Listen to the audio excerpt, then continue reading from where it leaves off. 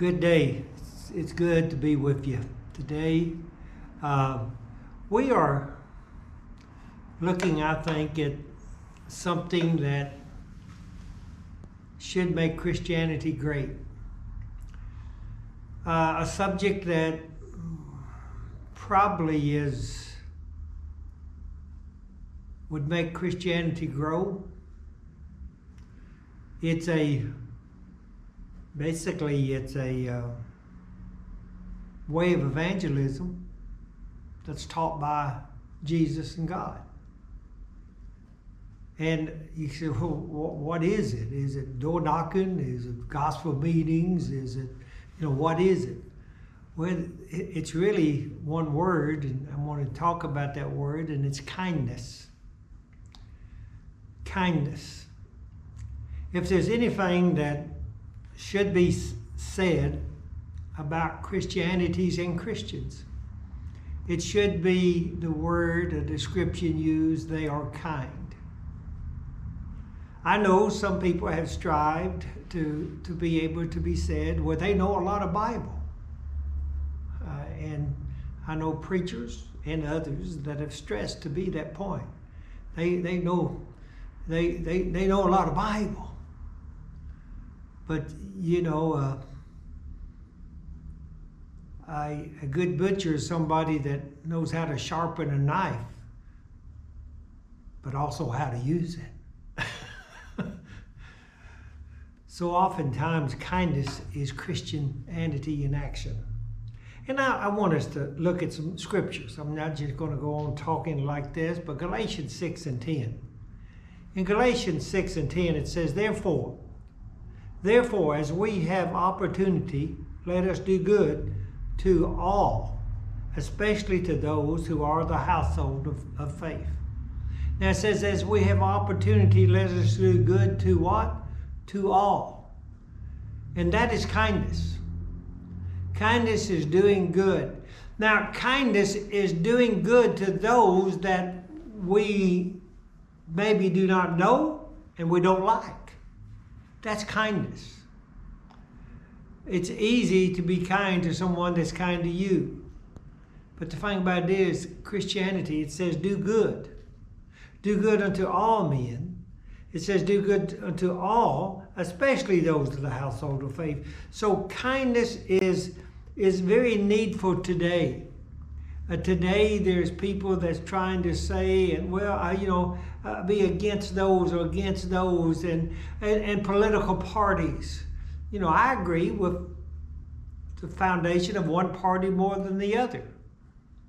Do I like either party? No, I suggest that I agreed with one more than the other. But the thing about it is, I don't care what they are. I don't care if a person votes the way I vote, or if a person chooses not to vote at all. Basically, because we have to be kind in Christianity. In Christianity, there is those back in the Civil War. Some of the brethren in Tennessee, they took abuse from both sides, because there were some of them there that said we cannot fight against our brothers. And they would not go to war, and they was made fun of, ridiculed by both sides. But I don't know, but I believe, I hope in my mind, if I was in that day, I would have to agree with them. I wouldn't want to fight on either side, because I wouldn't want to fight against my brethren. And that's a sad thing to say. A sad thing to say, because we can look back at the war and see there was preachers that had stopped preaching the gospel to be in the lead of one army or the other. Both armies had people. That's a shame. We must have and realize we have to be and love, be kind, do good to all men. And it's more than mere, giving back of what we should. Well, let's look. I want to look at Luke 6 and 33 and 34. It says, if you do good to those who do good to you, what credit is that to you? For even sinners do the same. And if you lend to those whom you hope to receive back, what credit is that to you? For even sinners lend to the sinners to receive as much back. It's not, somebody said, well, I'm not going to help them. He's never helped me. I don't care if you can say, I'm not going to help him because he never will help me. That's not the point. We are, as Christians, we are not to help people because of them helping us or even expecting they will help us. God gave his son for whom? The whole what? World. The whole world. That's right, brethren, the whole world. But he knew, and we know too, that most of the world never did come to Christ. And I don't know if there ever will be a time where everybody will come to Christ. There will come a time where everybody that lives or ever will live will bow before Christ, but some of them will bow too late. We need to realize we have to be good to those that we think we can get something back. Something back. We know that. I have a few people here in town. I've lived here for almost 12 years now. And we have people that come by sometimes from 4 to 12 times a year and want help. They need a little groceries. And we have and I give them groceries, and there's a couple of groups of people that every time they get it almost, they say, well, we're going to see you Sunday. We're going to see you Sunday. Or some will say, we're going to see you someday. Someday we're going to be at church. Brethren, I've told some of the brethren, I want to put a sign or marquee out front. I want to put Sunday, I want to put a sign before that. Sunday, this Sunday is someday Sunday. Because we will fill this building up. But you know, even though they don't come, I still help. Do they lie to me? Well, I think they're lying not to me. I don't even think they're really lying to God. I think they lie to themselves. I think some of them, I believe, intend and think they're going to keep that promise, but they don't. We need to realize we need to be kind to those, even though we may not get anything, or even what they want to give, we may not get it back. But we are to be kind even to those. Jesus said it so well from the cross, where he looked at his Father and said, forgive them, they know not what they do. Also, we look at the next point. Kindness is manifested because of helping others. In Acts 20 and 35, Acts 20 and 35, it says, I have shown you in every way by laboring like this. This is Paul telling them. What? I have shown you in every way by laboring like this, that you must support the weak. And remember the word of the Lord Jesus, that he said, it is more blessed to give than to receive. We give to give. We do not give to receive back. That's the world. We have to be people that realize, what do we give for? We give kindness. We help people. And by the way, I will say this, and I love this town. I'm going to brag on Newberry, Florida. Newberry, Florida, I've helped a lot of people. The church has helped a lot of people. But I could not outgive this community. I give to people, and I'm saying some of them, they say they don't do it. But then people that, I can't explain it. People find out I need something, and I have it. And I'm not just talking members are good, but not even members of this congregation.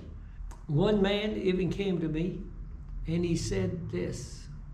He said, I know the church and you do so much for this town. I just want to show you the appreciation. And, you know, I've had my service, my car, I've had people do this, I do that. And I said, no. They said, no, we're going to do it. You can't outgive. And the thing about it is, I know not just the people, but I know God is going to give back to us. To me, to you, to the church, that God is going to give back. Even though we may not see anything here, but we do. We're going to see the glory of being in heaven with God, and He's going to say, well done, ye faithful servants of mine. Oh, I want it to be great. It's manifested too in forgiveness.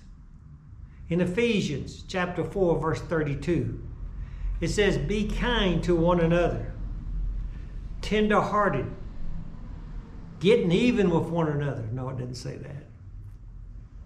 It's just trying to see if you're listening. It says this, and be kind to one another, tender-hearted, forgiving one another, even as God in Christ forgave you. And I've heard some people say, well, I will forgive anybody that asks me. God forgave us. He paid the price for our forgiveness before we ever asked. While we was yet sinners, Christ did what? Died for us. We need to realize that. We need to give, forget. Kindness is manifesting forgiveness. Well, I've had people come up years, months later, say, well, I'm sorry, I never did. I said, that's okay. I realize that. I forgive you, I've forgotten it. Because, how do I say it? Kindness. Sometimes we have to forget. And we have to forgive. That's what kindness is. It's manifested also by in bearing burdens. In Galatians 6, 1-6, brethren, if a man is overtaken in any trespass, you that are spiritual, restore such a one in the spirit of gentleness, considering yourself, lest you also be tempted. Bear one another burden, and so fulfill the law of Christ. If you see somebody that's suffering and need help, go to them. Go to them. Brother, I know you have this. And pray for the Lord to help you to do this. Years ago, I baptized a man. He had a son about my son's age, and they got to be friends. I got to know him. He ran a business down in town, and after studying with him for a few months and everything and talking to him, baptized him. I knew he had two problems. He had a problem of drinking and gambling. I knew that. That whole town did. But he came and even at the church and all this, he even got to the point he was waiting on the tables and all that. But every once in a while, I just go by and stop by his house and see him. He worked early morning to about noon. And a lot of times, I would just drop in, say, hey, how you doing? And just visit with him a little bit, drink a cup of coffee. It was kind of strange. After about 6 months or so, maybe a little longer, he saw me one Sunday and we was leaving. He said, preacher, how do you know? I said, what are you talking about? How do you know? I said, I don't know what you're talking about. He said, you know how many times in the last 6 months I had been getting the car keys to walk outside to go and buy something to drink, and you would be knocking on the door? I said, well, wait a minute, I didn't know anything. He said, I'm just saying. I'm not saying I'm divinely, but I'm just saying this. I believe God helps that man. He used a poor, ugly preacher like me to do it. Because I didn't know that he needed help. But I just, every once in a while, would think I need to go by and see him. That's what we are talking about, is bearing one another's burdens. Sometimes, even when we don't know we're doing it. But we can do it so oftentimes when we do know it. a time of year, we know they are in trouble, something going on, we need to be there. And it is all motivated by love. 1 Corinthians chapter 13. In 1 Corinthians chapter 13, I'd like for us to read that. 1 Corinthians chapter 13 there, 1 through 7. Though I speak with the tongue of men and of angels, and have not charity, I have become as a sounding brass or a tinkling cymbal. And though I have the gift of prophecy, and understand this all mystery and all knowledge, and though I have all faith, so that I could remove mountains and have not charity, I am nothing. Most translation says I have not love. That's what we're talking about, love. And though I bestow all my goods to feed the poor, and though I give my body to be burned and have not love, it profit me nothing. This is what we are talking about. Kindness is love in action. Brethren, read all of that. You could go on and read all of that, and you can see that is what it is. It is love in action. And not only, it's got to be to the brethren, but it's got to be towards all men. Look at Matthew, if you would, Matthew 25. In Matthew 25. Get over there. Beginning there in verse 35. Matthew 25 and 35. You find these. This is Jesus using this as illustration. He's saying this about a person quoting. He's quoting someone. I don't know who, but he's quoting someone. He said this, For I was a hungered, and you gave me meat. I was thirsty, and you gave me drink. I was a stranger, and you took me in. Naked, and you clothed me. I was sick, and you visited me. I was in prison, and you came unto me. Then shall the righteous answer him, saying, Lord, when saw we thee a hunger? And when did we need to feed thee? Or was you thirsty and gave these drinks? When? And said, when saw we thee a stranger and took thee in? Or naked and clothed thee? And he said this, and he said this at the end. He said, when you have did it to the least of mine, you have done it to what? To me. We are working for Christ and treating people. Christ died for the whole world. We are Christ-like. Christ left us here to be servants to whom? Who did he die for? The whole world. We are to show kindness. Brethren, if we showed kindness in this building, if we could show kindness in a few years, this building would be full. Every building in this country would be filled. But the thing about it is, we are satisfied and want the Lord to bless us. Oh, we need this. The church needs this. What the church needs is a change of mind, of a heart, and attitude. What did you say? I said one word, kindness. That's what it's all about. Be ye kind to one another. Be ye kind to those that we see. And God will bless you. And heaven will be your home. God be with you till we meet again.